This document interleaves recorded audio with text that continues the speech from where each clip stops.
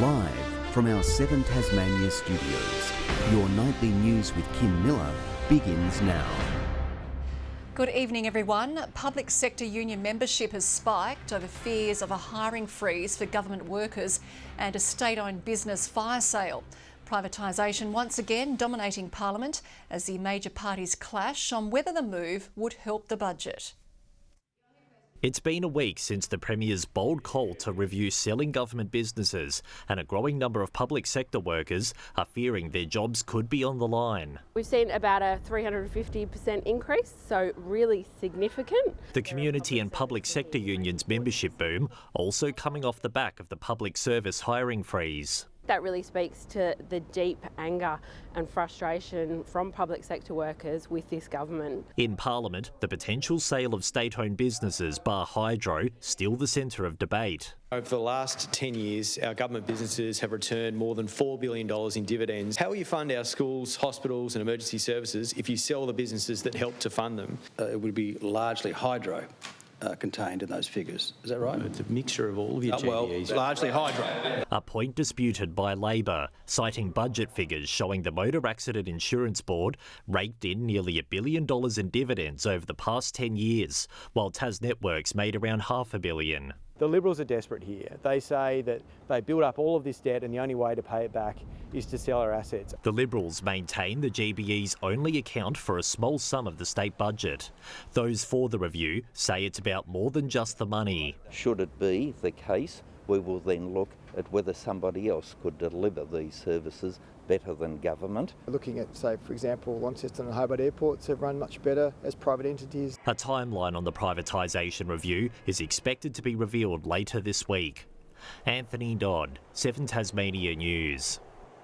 A new mother and baby unit planned for St John's Park in Newtown might not be fit for purpose once it's up and running, according to the opposition. Labor's heard concerns the facility won't have overnight services for mental health care on site, forcing new mums with concerns to the Royal Hobart without their babies. This is not a mother-baby unit model of care and is in fact a massive broken promise. In my area, it will be services where mums and their bubs will be able to go overnight to be looked after for a number of days so that they can get the intensive parenting support services that they require. The Health Minister also says services at the new unit will be delivered by Child Health and Parenting Services workers, but staffing arrangements have not yet been finalised. The facility is expected to be built later this year. The Primary Industries Minister has announced an investigation into Huon aquaculture over a damning video captured by animal activists. It comes as coastal residents urge the government to be transparent about the dangers of fish chunks continuing to wash up on Tasmanian beaches. Huon aquaculture now under investigation after shocking vision showing live salmon placed in a bin sparked outrage. I'm not going to preempt when that investigation will be finalised, and of course when the investigation is finalised it will be made public. Huon says it maintains high animal welfare standards, yet accepts the decision to investigate the matter. It comes as speckles of salmon debris still litter Randalls Beach, following the fallout of mass salmon deaths in fish farms. If they were gone tomorrow, the place would collapse economically. But they have been given a free ride. Parliament's green lawns turning red this morning, coastal residents calling for expansion plans of industrial salmon farming at Storm Bay to be canned. These bays are not a place for toxic billion-dollar foreign corporations to come and use them and abuse them. This petition garnering 1,300 signatures tabled in Parliament today. When we see health crises, we see the Premier come out. We see the Health Minister come out and address the general community. Where are they? These incidents, I'm advised, are typically elevated during the warmer summer months, as you'd appreciate, when warmer waters and other factors affecting salmon health are more likely to occur. Some locals have told 7 Tasmania News that local beaches have still been busy despite advice to stay away from the salmon chunks. Others say they've been swimming but come out smelling of the fish themselves. Public health risk, where the message is steer clear of it. You can see it, steer clear of it. The EPA was contacted for comment. Ruby Cairns, 7 Tasmania News. Authorities are still piecing together the cause of a structural fire which erupted inside a Claremont home early this morning. It took 3 fire crews to contain the blaze, which is believed to have started in the garage of the Esdale Street property. There was some active fire in the garage area on arrival and travelling up into the first level, but the first level was mainly damaged by smoke. It's understood 4 occupants managed to flee unscathed. Controversial Tasmanian harness trainer Ben Yole is back in court, slapped with a string of charges from the health and safety watchdog. His company questioned over its involvement and handling of a crash, which left workers seriously injured and several horses dead. Victoria Eastoe has more. Ben Yole Racing has fronted court for the first time after WorkSafe Tasmania charged the company for breaching its duty of care. The 5 charges relate to a January 2023 crash near Yole's Sidmouth stables, where several workers were seriously injured and 4 horses died on their way back from a race meet in Hobart. Among the more serious of the charges, allegations of failing to manage fatigue, which exposed others to risk of serious injury or death. The Utes towing capacity also in question, with revelations the Ford Ranger was transporting double its weight load.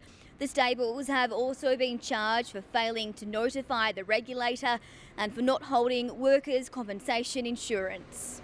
The case has been adjourned until April 15, when the company is expected to enter a plea.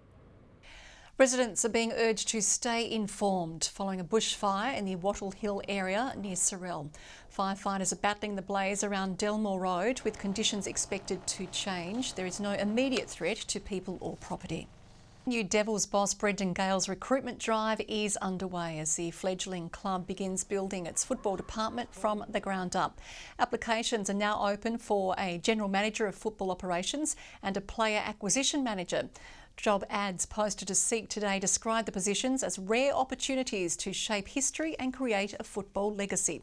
The club says it had already received unsolicited interest from people keen to fill the roles.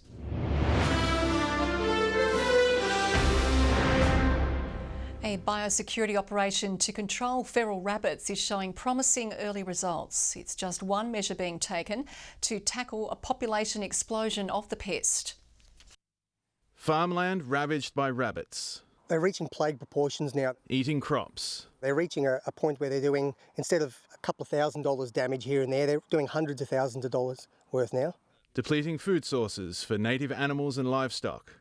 Damaging ground cover, which can lead to erosion. When they've dug holes under buildings, you have to refill and where necessary, concrete and seal it back up again. Shane Ariel's property, one of many targeted by an operation to cull ballooning rabbit populations around the state. The dry summer presenting perfect conditions for the release of calicivirus. Any periods where there are significant periods of rainfall where rabbits will again breed decreases the effectiveness of the virus. The operation showing early signs of success. We're certainly receiving reports of dead rabbits in the Westbury area. The virus just one tool for keeping wild rabbits under control, but there are calls for other methods to be made available for landowners, including the use of suppressors on firearms, which are currently restricted in Tasmania. We think that there are ways and safeguards that can be done to address any concerns about community safety. Being able to be active more time of the year with shooting and population control would be a massive, massive help. While it's still early days for Shane, whose truffle farm saw the release of the virus last week, he'd been trying to keep the rabbit population in check with shooting. But at this point, it's like trying to empty a bath with a thimble while the tap's running. They're just breeding too quick. I think what we do just need to focus on into the future is how we allow primary producers to protect their properties. Tom Crosby, 7 Tasmania News. Tasmania's Health Department and UTAS have signed a 5-year agreement hoping to improve outcomes for patients. The Memorandum of Understanding means both parties will maximise the use of health-related buildings, invest in medical research and boost staff training. We can only do that because we're really joined up with the state to be able to tackle a really pressing need here in Tasmania. creating a relationship that says together we can actually do the best for Tasmania. So in terms of reinvigorating, we're going from doing bit-part agreements to one agreement that covers everything. It's also hoped it will see more UTAS students stay and work in the state post-study. There's an urgent call for Tasmanians to join other states in donating blood. Lifeblood Australia is grappling with diminishing stocks in the wake of Cyclone Alfred and wants to ensure supplies don't fall short in the future. Scrambling to get more donors with ex-Cyclone Alfred wiping out interstate centres. We closed 22 of our centres, which is about a fifth of our network. So we now need to replenish those stocks as we've seen a drastic decrease. Lifeblood Australia says there's a shortfall of more than 1,000 blood and plasma donations a day across Queensland and New South Wales. They're now relying on other states to help replenish depleted supplies. It's really crucial that we receive these donations. There are people still in hospital in Queensland and New South Wales and they need these products. Calling on 6,000 people to donate blood nationwide and around 500 in Tasmania. We're looking for all blood types as well as plasma. It's really easy to donate. It only takes about an hour to an hour and a half of your time. Tasmanians are already rolling up their sleeves to help out. Got the time, it's easy. It's not painful. It's something you can do. Make sure you're prepared with your book, maybe your phone. There's TVs here. Just sit and relax. It's not a drama at all. To help meet demand, Lifeblood Tasmania has increased capacity across the state with more staff on hand to help out. Tasmanians who answer the call to arms can donate at centres in Hobart, Burnie, Devonport and Launceston. 700 appointments will be available over the next week across all Tasmanian centres. Rebecca Gaidaneris, 7 Tasmania News.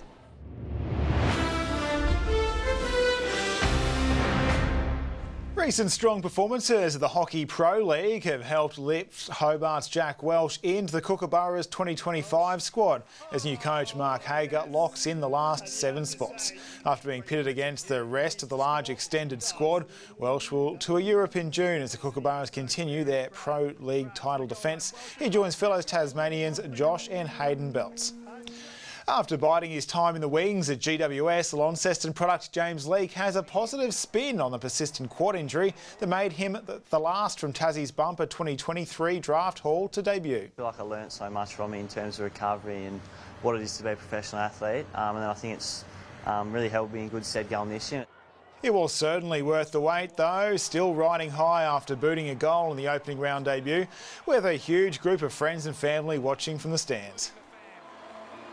Yeah, very special day. I think the family enjoyed it probably more than me, based off their reactions on the telly. I think there was about a crew of about 30 odd in the end who made the trip up, so it was it all caught up with them after the game, so it was great that they could come and sort of share the experience. The Bowls State Championships continue at Kingborough, and Tassie selectors will be looking closely at Bruny Island's Charlie Harkness, teaming up with Glenorchy's Michaela Baker to roll through to the women's pairs final this evening, 20-3 over state bowlers Amity Bickley and Ashley Woolley.